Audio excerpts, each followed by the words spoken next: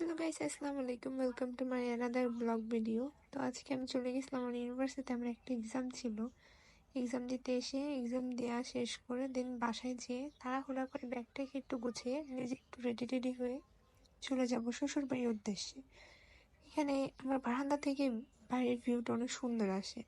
তারপর আমরা বের হয়ে গেলাম। দেন চলে যাচ্ছি বাস স্ট্যান্ডের উদ্দেশ্যে, যেহেতু আমাদের টিকিটটা একটু আগেই কাটা ছিল। তো আমাদের একটু তাড়াতাড়ি যেতে হয়েছিল।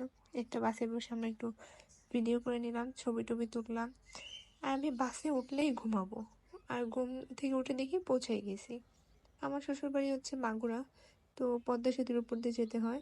দেন ঘুম থেকে উঠে দেখে বাস থেকে নামার সময় চলে আসছে।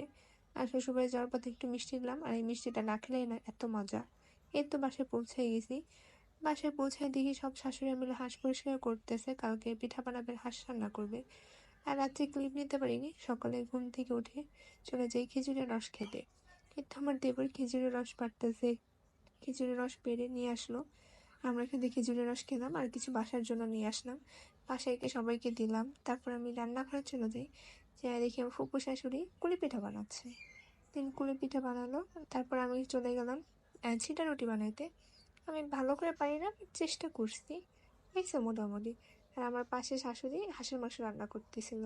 আর এই যে আমার একটা দেবর, আমার অলওয়েজ আমার পাশে থাকে। আমি রান্নাঘরে থাকি, রুমে থেকে অলওয়েজ আমার সাথে সাথেই থাকে। আর ওই চুলায় হচ্ছে আমার মেজো চাচি শাশুড়ি বানাচ্ছিল চিতই পিঠা। তারপর পিঠা টিঠা খেলাম। দেন চলে আসি রোস্ট মাখাইতে। রোস্ট মাখাইলাম, ভাজলাম, পেঁয়াজ বেরেস্তা করলাম। তারপর একটু বাইরে চলে যাই, যাই একটু হাঁটলাম। তারপর দেখি আমার আরেক ফুপি শাশুড়ি রান্না করছিল গরুর মাংস। দেন দুপুরে খাওয়া দাওয়া করে এখানে আমি খেলাম। তারপর চলে গেলাম বড়ই পাড়তে, একটু বড়ই পারলাম, বড়ই পেড়ে বড়ই খেলাম। তারপর বাসায় যেয়ে দেখি মাছ চলে আসছে, ঘেরের মাছ, খুব সুন্দর না? আর ওই তো এখানে একটা মাছের পিছনে একটা বিড়াল বসেছিল। তারপর এখানে আমার ফুপি শাশুড়ি মাছগুলো কেটে দিচ্ছিল, এগুলোকে আমরা বারবিকিউ করবো। এতে আমরা মশলা প্রিপারেশন করতে বসি। সব কিছু মশলা দিয়ে শেষে আমরা ভুলেই গেছিলাম যে টক দই দিতে হবে। টক দই ছিল ডিপ ফ্রিজে। এই তো টক দইয়ের আত্মকাহিনী। আমরা একটা কি গুতাই গুতায় এর বরফ ছুটাইতে হয়েছে। তারপর মশলা টশলা প্রিপারেশন করলাম। আমরা এটা নিয়ে আমরা খুব হাসাহাসি করতেছিলাম সবাই মিলা, যে টক দই কীভাবে দেওয়া যায়। তারপর বাসায় আসলাম। দেন এই যে সেই দেবরটা। তারপর আমাদের বারবিকিউ স্পেশালিস্ট ভাইয়া, মানে মাখানো স্পেশালিস্ট ভাই এখানে মেরিনেশন করতেছিল। আর আমরা সবাই বলতেছিলাম এইভাবে না, এইভাবে ওইভাবে, ভাই এইভাবে না ওইভাবে করতে হবে। ভাইয়ের সাথে সবাই অনেক মজা নিতেছিলাম। ভাইয়া আমাদের বলতেছিল এইভাবে মাখাইতে হবে সুন্দর করে, হ্যান ত্যান অনেক কিছুই বলতেছিল। মজা করলাম। তারপর সবাই মিলে রাত্রে বারবিকিউ করলাম। দেন খাওয়া দাওয়া করে ঘুমাই পড়ছি। দেন পর দিয়ে সকালবেলা উঠলাম, উঠে ছাদে আসলাম। এখানে সবাই মিলে একটু গল্প টল্প করতেছিলাম। এটা সবাই আমার দেবররাই।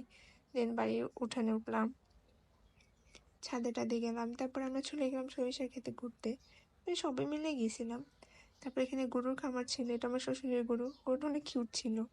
তারপর আমরা বিকালবেলা দেখে একটু বেরোয় গেলাম। অনেক কুয়াশা ছিল ওই দিন অবশ্য, জানি না এটা কোথায়, বাট একটা মাঠের ভিতর সুন্দর একটা জায়গা ছিল। রেস্টুরেন্টের খাবারটা এত আহামরি ভালো না, তারপর সুন্দর ছিল। দেন ওইখান থেকে বের হতে সন্ধ্যা হয়ে যায়। তারপর আমরা চলে যাই একটু ছোট সিঙ্গারা খাইতে। ওই যে মামা সিঙ্গারা বানাচ্ছিল, সিঙ্গারাটা এত মজা ছিল, খুবই মজা ছিল।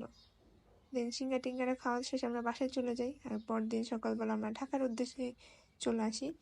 কেমন লাগছে ব্লগটি আশা করি সবাই কমেন্ট করে জানাবেন। আসসালামু আলাইকুম।